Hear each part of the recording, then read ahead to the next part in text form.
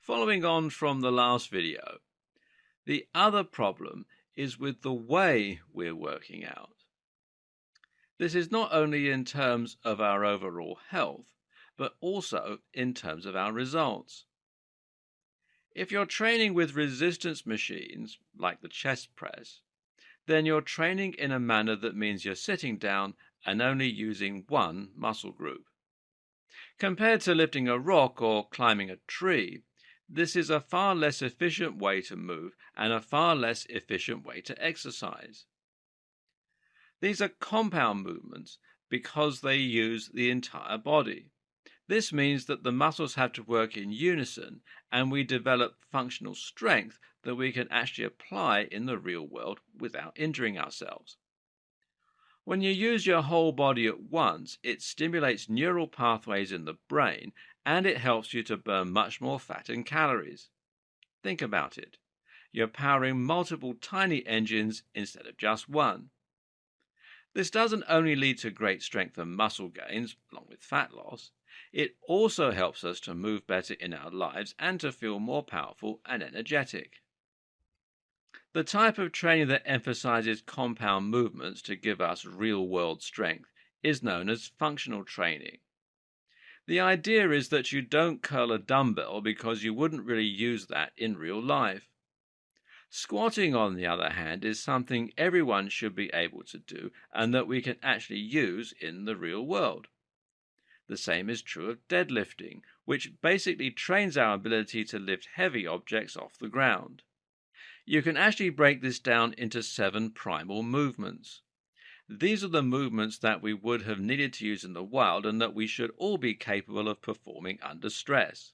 They are gait, that's walking, running, etc., lunging, squatting, bending, as though picking something off the floor with your legs straight, torque, that's twisting. Then there's pushing, vertical push and horizontal push, and pulling, vertical pull and horizontal pull. What does this look like as a workout? Well, it looks something like this. Gait would be walking, running, or dancing. Lunging would be lunge walking or lunges. Squatting would be squats, kettlebell swings, front squat. Torque or rotational chain would be wood chopper and various oblique exercises and things like boxing. Bending would be straight leg deadlift, touching your toes, good mornings, leg raises, and so on. Pushing vertically would be press or handstand press-ups, and horizontally would be bench press, chest press, or press-ups.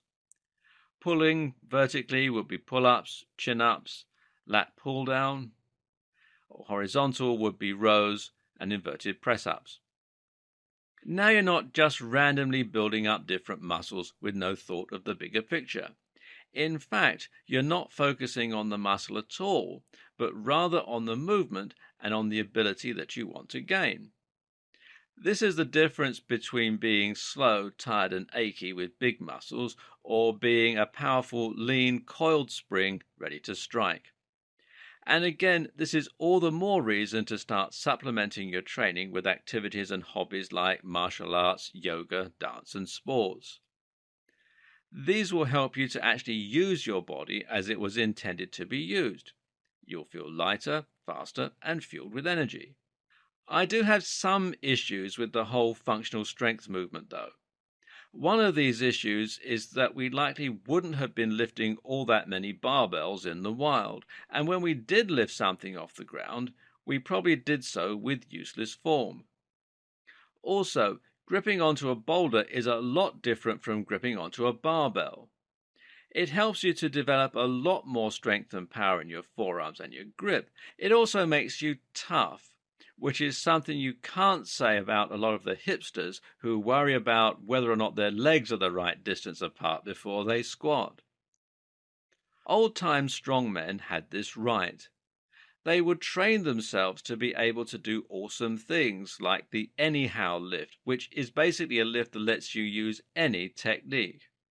They'd hold weights above their head with one hand while squatting, and they'd lift bars that were massively thick in order to train their grip. I'm not recommending that you necessarily do this, though, as you'll find it's a recipe for injury, unless you're willing, of course, to devote a lot of time to your training. Something that you can do, though, is to use body weight training. Things like pull-ups, press-ups or push-ups, even rock climbing are excellent because they're functional, compound, and they mimic the way that we would have trained in the wild. When you train using only your body weight, you'll be improving your flexibility, improving your muscle control, your agility, your balance, and more. And at the same time, you'll be able to train easily anywhere. But what if we merge both of these concepts together into something awesome? Movnat is a movement that's popular online right now. It's a portmanteau of the words movement and nature, and it never quite caught on in the way you might expect it to.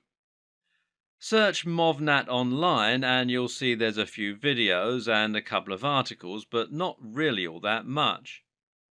But the few videos you do watch might just inspire you. These are videos of people running through the woods, doing pull-ups on trees, lifting and throwing logs and climbing up rocks. It's training in nature, and it's combining trail running with lifting weights. And guess what? This combines functional training with the gripping challenges of old-time strongmen and with large elements of bodyweight training. When you do a pull-up from a tree, you're forcing yourself to grab onto a thick branch that will be uneven, rough to hold, and generally a lot more challenging to do pull-ups from. Every branch is different, and so every set of pull-ups will train different muscles and challenge you in different ways. This is just the most natural, challenging, and tough workout going. And, as we'll see, there are a ton of other benefits of turning your nearest woodland into your gym as well. How much of this type of training can you realistically do? Well, that's debatable. But on top of your usual gym workouts, your incidental training and your nano workouts, just see if you can't get a few Movnat sessions in as well.